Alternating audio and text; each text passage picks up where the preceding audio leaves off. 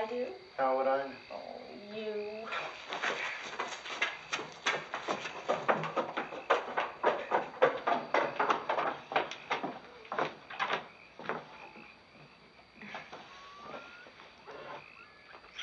You said we were special. I meant everything.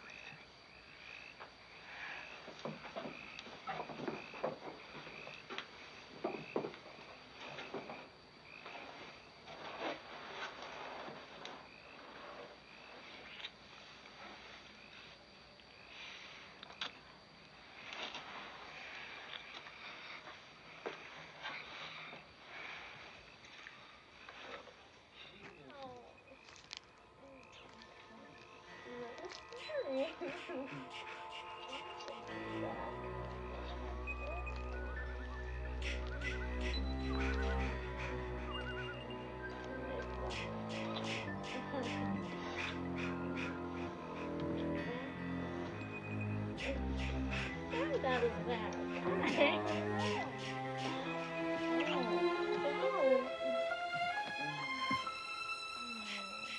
on. That's not me by the stone.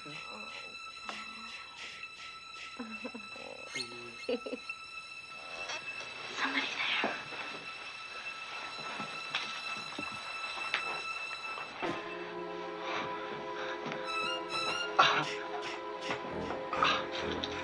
We weren't doing anything. We were just messing around.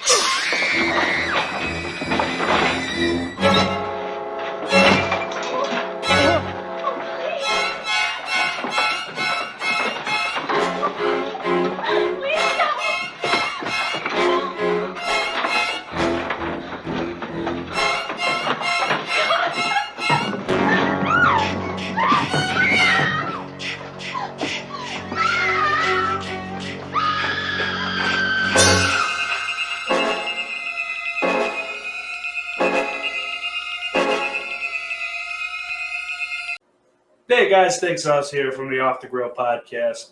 I just want to take a quick minute before we get started with the discussion.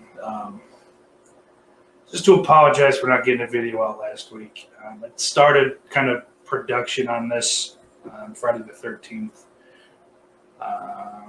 It started production, Jesus fucking Christ, retard. Hey guys, thanks us here from the Off the Grill podcast. I just want to take a quick minute just to apologize for not getting a new Talkin horror up last week on Friday the 13th, for Friday the 13th.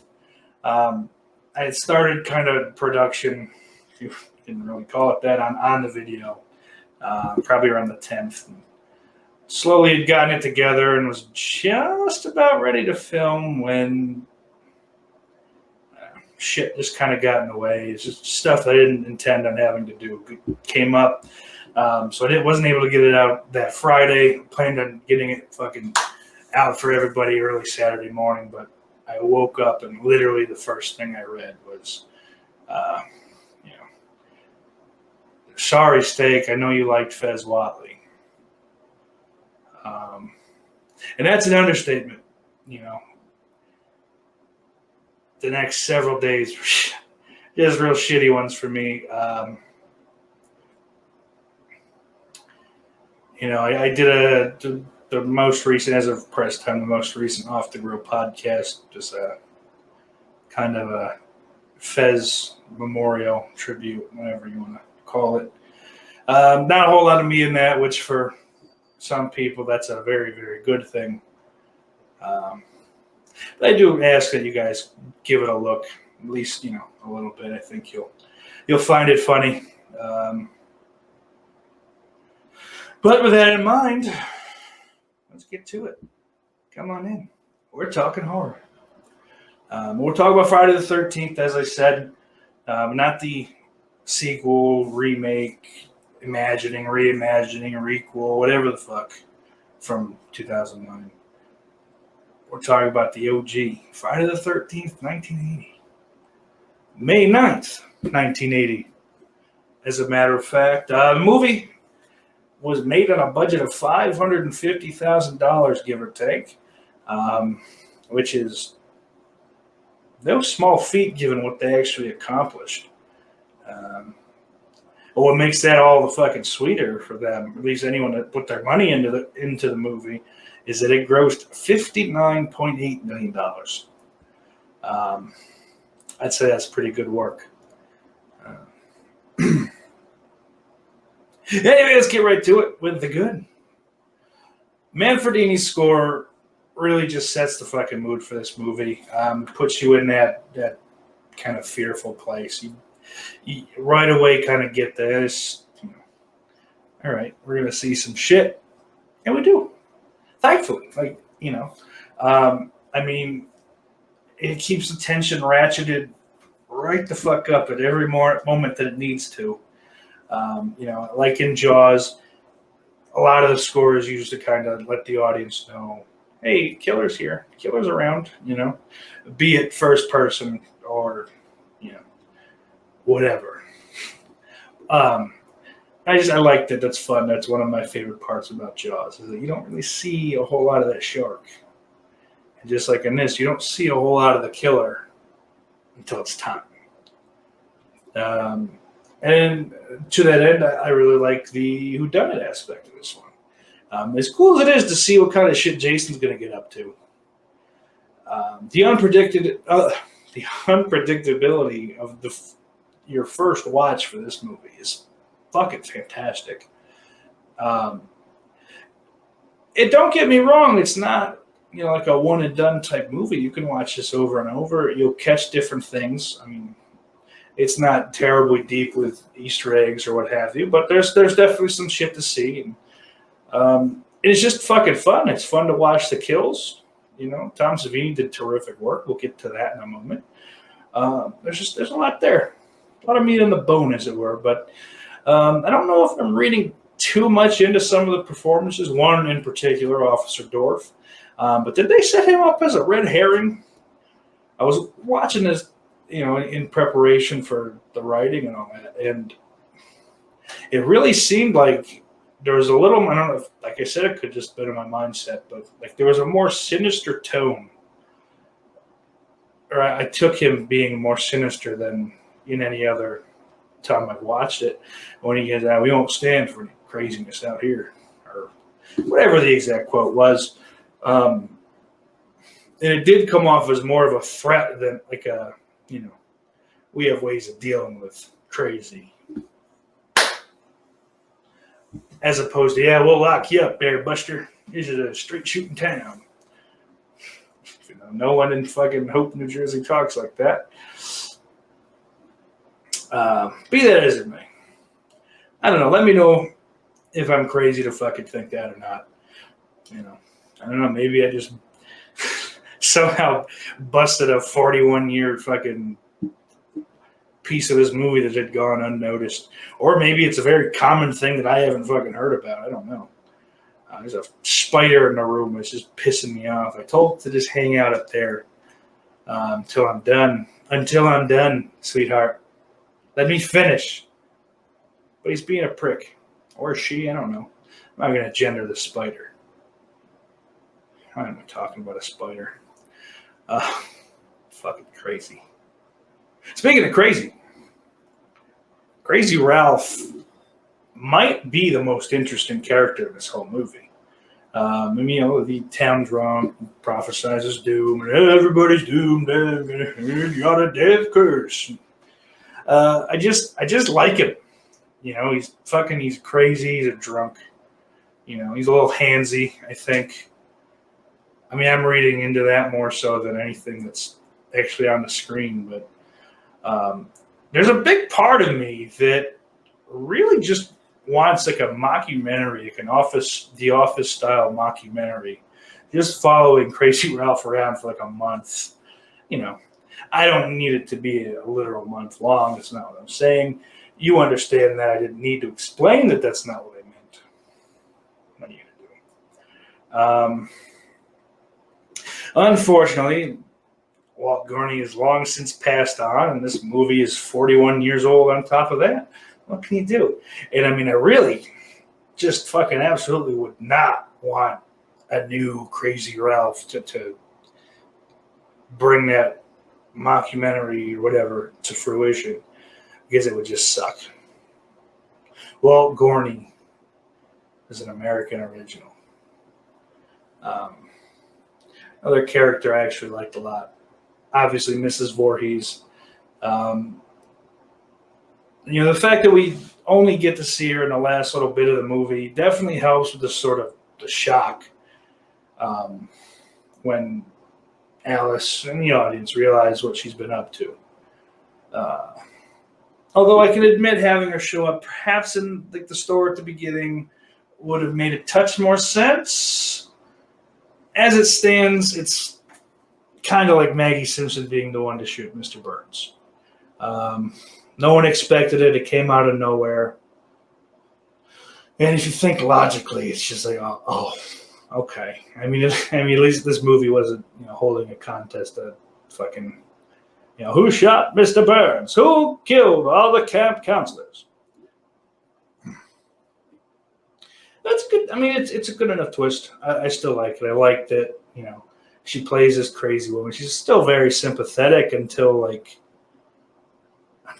she totally swaying until she starts fucking until she starts channeling Jason, to be honest. Kill her, mommy. I will, Jason. I will. Or I won't, idiot. Seen this movie enough. I suck, folks. I suck, and I know it. So I thank you for just sticking by me. As I spoke earlier about Tom Savini and the special effects, very groundbreaking for the time, even if they don't hold up all that well now. Those effects, I think, were really hurt by the advancements in visual technique, movie technology, the DVD and Blu-ray and 4K and this, that, and the other, all that shit. A lot of that stuff really survived and thrived on VHS quality not being great. Although when I went to see the movie in the theater a couple of years back, it's still pretty hard to tell. But once it's on a much closer screen, I guess, I couldn't tell you why. But, what are you going to do? They're still fucking cool, even if you can't see where Kevin Bacon's face ends and the appliance begins, or with Robbie Morgan, the Annie character, her little throat appliance. Now that jump scene at the end is fucking brilliant. Now it's obviously not original. I mean, it'd been done a couple years earlier with Carrie. It's so fucking. I have never watched this with someone for the first time and they haven't shit their pants. They don't expect it. And it works so well. And Jason looks. I mean, listen. Ari Lamont's not an attractive man to begin with. Wasn't an attractive young man either. And Jesus, can I say that? Well, if I can't, pretend I didn't. Shh. But I mean, with Savini's makeup on top of that, it really fucking cranks that up. But I think this one works a lot better than the jump reveal in Carrie. Truly, it never ceases to scare the shit out of a first-time viewer, as I said. And I mean, that's what that's for. That's not for someone like me that's seen it fucking 50 times. That's for the, hey, you ever seen this? Watch it. Sit down. Well, I guess it's over, right? Oh, shit! It's good. It's good stuff. Let's take a look at some of the bad. The acting is at least a little stilted, on the stilted side, at best. It's still far from the worst acting of the series. I think once you get to 5 and 6 is pretty good. 7 and 8 are, they're not good. Even at its worst, though, it's still competent. They're very much theater actors, most of them. And you can see that, and there was something I don't know, I didn't write down, I guess, that I like about their performances is there's a lot of them walking around. They're using the whole set, you know, as much as the fact that they're real, you know, that they're cabins, that definitely helps. But they're using the set. They're walking around. You know, they're always busy, and that to me is a very theater-esque kind of method of acting. I don't fucking know. I'm dumb. I say that too much. I'm not dumb, folks. Yes, I am. Ugh. Okay. This one's probably going to give me some heat, but I don't think Alice is a very good final girl. In fact, I think she's a bad final girl. You know, that's nothing against the actress. I'm not trying to say she can't act. She did fine. I don't like the character. You know, I said it. I don't like her. So sue me. Don't. No. Don't sue me. I mean, she's kind of forgettable. She's really forgettable, you know. I think Annie or Marcy would have been better choices, in my opinion. Maybe not those characters, obviously, but those actors. Robbie Morgan is charismatic, if nothing else. And Jeannie Taylor, I believe, Marcy's the actress behind Marcy, does a great job too. You kind of get a little bit of a glimpse of if she were the main character in the scene where she talks about the blood rain dream that she had, and I don't know. I think that they would have been better choices for that girl. Also, the fact that they wasted that jump scare by going to Alice in the hospital and then back to a shot of the lake just fucking infuriates me. It definitely hampers that scare. Like, it does take away from that jump scene. And it's not like adding that little bit of extra bullshit. He's still there. Helped set up a sequel or anything. Anyways, fucking having him come out of the lake and pull her down under and then boom, fucking fade to black. That sets it up perfectly. It's dumb. It was needless. Just cut it the fuck out. You didn't like it. It seemed like padding at that point. Just to fuck, man. We really. This thing's like an hour long. Go back to the lake for a bit. Just let's look at the lake. And come on, guys. You're better than that. Also, I gotta throw that fucking whole final scare into bad as well. I know I said I liked it, and I do. But I mean, that is the very fucking thing that unleashed Ari Lehman on the world. Okay? And that's like a fucking, the biggest sin someone could possibly commit, in my eyes. Jesus Christ. The inventor of the keytar is rolling over in his grave. I guarantee it. Every time that dork tries to play a show. I bet he's a nice guy. I don't know. I've never actually talked to him. I've seen him places. I have such bad secondhand embarrassment. I can never say hello to him. Plus, he strikes me as a Virgil type. Hey, buddy, want this CD? Here, now you owe me $30.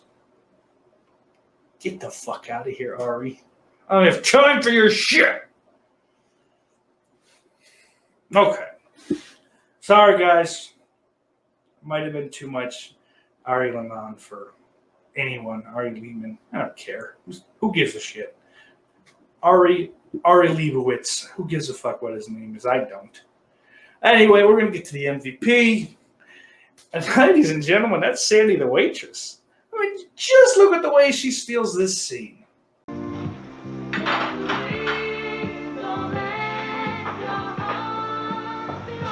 Steve, is there anything else you want? No, thanks, Sandy. I'm fine. You can't go back out there in that rain. You want to get drowned? No, I've got to. I've got 6 new counselors up at camp. They are babes in the woods in every sense of the word. Well, they'll be okay if they know enough to come out of the rain. Mm-hmm. Well, what do I owe you? Just a night on the town, Steve. Come on now, Sandy. You know what I mean. That's okay. $2 1/4. That's it.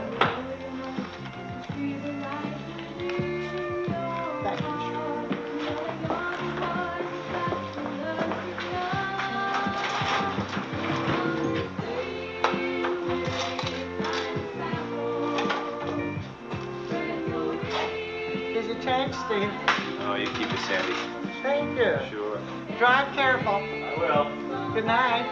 I'm fascinated by the way this fucking lady looks.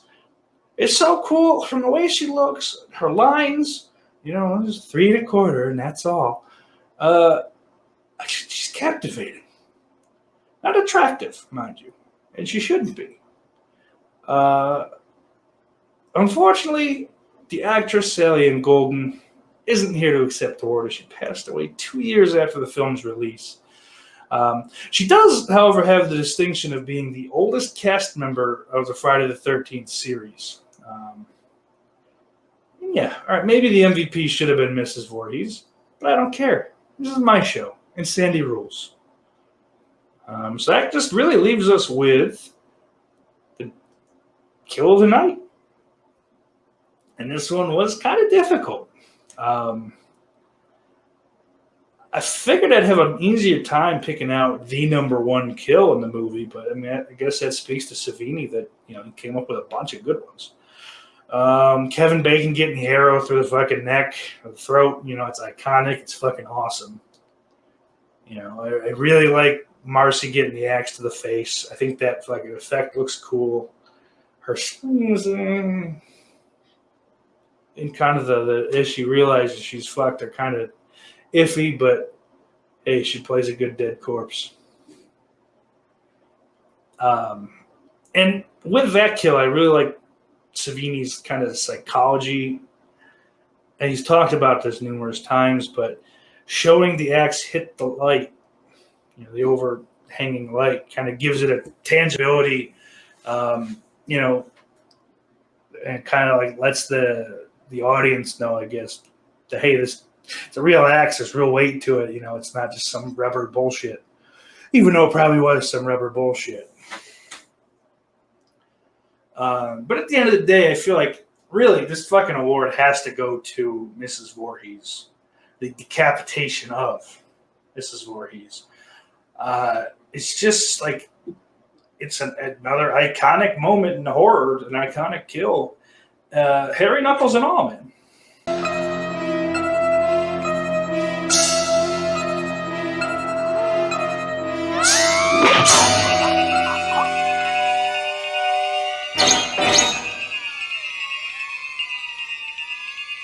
And yeah, I know you can see the toothpicks. Fuck off. It's great. Absolutely fantastic. Ab-fab, if you will. Oh, that's fucking fabulous, you idiot. You said fantastic. I hope I die. But that was it. What'd you guys think? What'd you think of the movie? Don't ever tell me how fucking awful you think these reviews are. Who is your MVP? Who was your kill of the night? Or what was your kill of the night, I guess? Let me know in the comments down below. I don't know if there should be some other thing that we ask or not, or do a thing, talk about words and say things. I am, at this point, folks, just kind of wasting time as I remind you all to go to offthegrill.store. Pick up some fucking merchandise. I've got a couple new things in there. There's a nice Fez Watley cake horn shirt up there now. As well as the Patreon, patreon.com/offthegrillpodcast. I've just put up within the last week or so the first episode of Steak Watches, which is the first 2 episodes of the Roseanne sitcom series. Why did I say it that way? I'm a fucking weirdo. But yeah, check that out. Whatever. Throw me $1, throw me 3, throw me 5. I don't care. Share it around. Maybe someone else is feeling generous. But before I go, got to thank all my patrons. Big Crack Rock, Hey, Isn't That Devon Graham, Christian Hannah Horror, S'mores Indoors, Nick Ridza, Jay the Stingray, Jess Graham, Orc145626, Daniel Shine, Lauren Dixon, Mr. Bombastic, RetroCac, The Daily Ghost, Slaughterport, and Ben Yukinevich. That'll do it for me, folks. And remember, Iris loves you.